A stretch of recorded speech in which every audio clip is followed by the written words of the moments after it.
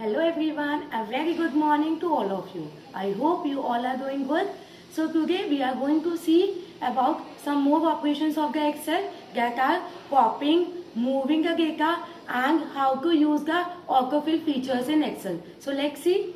So in this video we will see how to use the autofill features.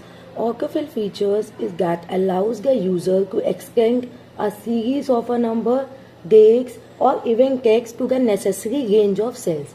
So for that first we need to open the Excel, right? Suppose that I am writing here number 1 and 2, right?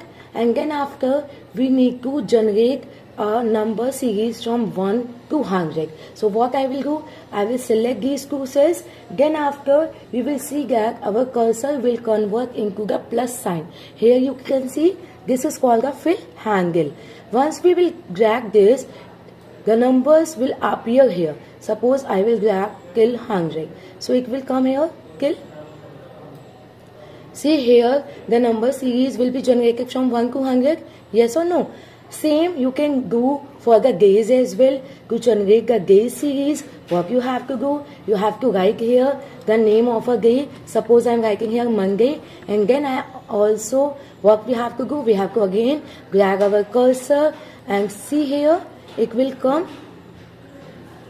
All the days name will come here, right? So by this way you can generate the number series or the date series.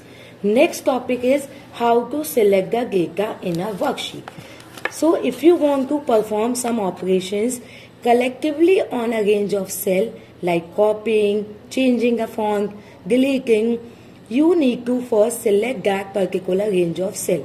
So what are the steps? First we have to click the mouse pointer in the upper left cell of the range. Suppose I am clicking here, and then after drag the mouse pointer till the lower right corner cell at the end of the range. Suppose that I am selecting these all the days of the name, and then click on the first cell of the range and press the shift key. This is the another step. First step, I hope it must be clear to you. What you have to do, you have to put cursor here, then after you have to drag the cursor till the last corner of the cell, right? And then after you will see all the data is going to be selected here. There is one more way to select the data, that is clicking the first cell of the range and then after press the shift key and click in the last cell of the range. See, all the data is selected here. So there are two ways to selecting the data in a worksheet. I hope it must be clear. Now after selecting the data, what we can perform here, we can perform the copy operation or we can apply the moving the data operation as well. Copying the data means making a duplicate of the copy. Once we have selected the data, then after what I will do, I will go to the home tab. From here I will select the copy option, and then after I will click on the paste. First select the location where you want to paste. After selecting the location, click on the paste option. The data will be pasted there. So here you can see that duplicate copy of the data is created. Now what is the meaning of moving of a data? Suppose that I want to move this data to any other cell. So I want to change the location of the data. What I will do? I will select the data. Then after I will click on the cut button which is under the home tab. After clicking here, what I will do, I will select the location where I want to place this data. Then after I will click on the paste option.